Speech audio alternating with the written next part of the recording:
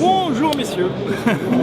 Donc on est au Satis, très bon Satis cette année. Le local, les nouveaux locaux du Satis sont très agréables, même si le stand Apple à côté est quand même très bruyant. Mais bon, ça nous permet de rencontrer des gens qui voient qu'on a bien un Mac pour faire tourner Scratch. Je sais qu'il y a beaucoup de gens parmi vous qui attendiez ça. L'autre chose importante, c'est qu'on a 3 lieux où on fait nos présentations. On a évidemment le stand de 14 où il y a DID. Vous avez le stand de DDP, vous avez une station qui tourne sur le système SAN d'Euromédia Technologies. Et chez Progis, vous avez Romain Donneau, qui va être interviewé juste après moi, qui fait les présentations de Scratch avec Nuke, c'est-à-dire la logique Scratch to Nuke, qui consiste tout simplement, quand vous travaillez après la confo, à transférer vos données pour les effets spéciaux, à les faire de façon assez transparente d'un point de vue purement technique, et donc éviter les copies de fichiers, etc. Je vous laisse la parole à Romain. Donc voilà, je voulais vous présenter le logiciel Assimilate Scratch, qui est assez intéressant d'un point de vue workflow, c'est-à-dire qu'au départ c'est un outil de finishing, mais justement qui ne fait pas que cela, d'une logique où il est totalement ouvert sur une manière de gestion XML, ce qui va permettre de pouvoir faire tout un échange de metadata et de gestion de fichiers avec d'autres applications. Donc en l'occurrence, j'ai développé une partie script entre Scratch et Nuke qui permet de pouvoir envoyer un plan depuis Scratch, depuis toute une timeline, et de récupérer l'étalonnage primaire, de pouvoir récupérer différents types d'informations pour pouvoir faciliter la création des scènes sur Nuke. Une fois que le compositeur a fini son plan, je vais pouvoir récupérer son rendu ensuite par un autre retour XML.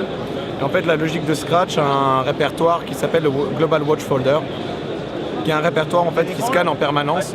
Une fois qu'il va récupérer un script, un petit fichier XML, il va se rendre compte qu'il va pouvoir mettre à jour sa timeline.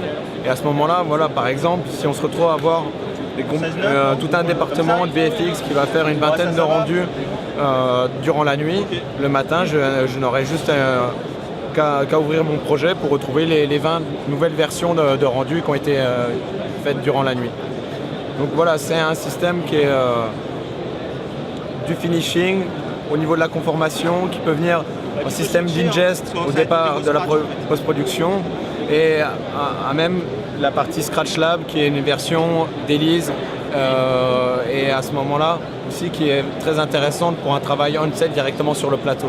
Donc du début à la fin, on se retrouve à avoir une sorte de colonne vertébrale gérée par le Scratch et qui va pouvoir s'interconnecter avec n'importe quel logiciel.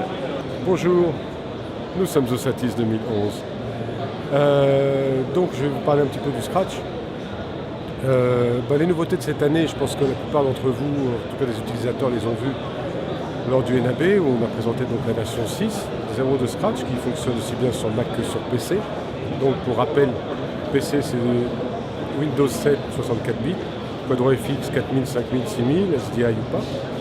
Et sur les Mac, c'est en OS c'est le 10.6.7 et le 10.7.2, c'est-à-dire Lyon, qu'on est en train de tester et qui sera officiellement supporté sur la 6.1, qui est actuellement en bêta et qui sera disponible avant Noël. Alors, les différences entre la 6.0 et la 6.1, elles ne sont pas tonitruantes, mais il y en a néanmoins. On a toujours évidemment le multipiste en termes de conformation via les Final Cut XML, les AF, les ALE, les EDL. On trouve aussi... Pardon, excusez-moi, j'ai plus tellement de voix. Merde, qu'est-ce que je voulais dire? Je sais plus. Bon, on coupera ça, c'est pas grave, je reprendrai. Non, par contre, ce que la 6.1 apporte, qui est super important, aussi bien au niveau du Scratch Lab qu'au niveau du Scratch entre guillemets 6, c'est-à-dire finishing, c'est la sortie SDI sur le Mac. Ça, c'est une grosse lacune. Donc on fait ça via une carte Kona 3G, sachant que d'autres cartes Kona vont être validées dans les semaines qui viennent. Ça permet donc d'avoir la Quadro 4000 sur le Mac uniquement en termes de GPU et d'affichage pour le travail. Et on utilise, en fait, on renvoie l'image vers le bus et on ressort donc en temps réel un signal SDI simple double flux 4.2.2 ou 4.4.4 via une Kona 3G. Donc en qualité parfaite pour un travail d'étalonnage digne de ce nom. Également le support des nouvelles consoles tangentes Elements. On avait montré un prototype à IBC, on montre de nouveau un autre prototype, enfin presque plus un prototype ici au Satis, complètement supporté dans Scratch, Mac et PC. Et c'est des consoles qui sont très intéressantes parce que si vous connaissez un petit peu la Wave, il faut savoir que là vous vous retrouvez sur une config avec donc 4 modules. Le module complet va coûter 2 fois le prix de la Wave, c'est-à-dire grosso modo on va être dans les 3 500 $, ce qui devrait être un petit peu moins de, on va dire, un petit peu moins de 3 000 €. Donc ça c'est super important. Au niveau des plugins, on est aussi en train de tester la dernière version des Saphir, entièrement basée GPU. Ils sont super, avec des systèmes de librairie et de presets développés par Genart qui sont super intéressants. Ça, on est en plein dedans. Une fois de plus, tout ça, c'est rentré en bêta cette semaine. Qu'est-ce qu'on a apporté d'autre encore dans le Scratch? Toujours plus de formats supportés via le CSP. Également donc, le support du Media Reactor, qui est développé par Plastic également. Qu'est-ce qu'on a apporté d'autre?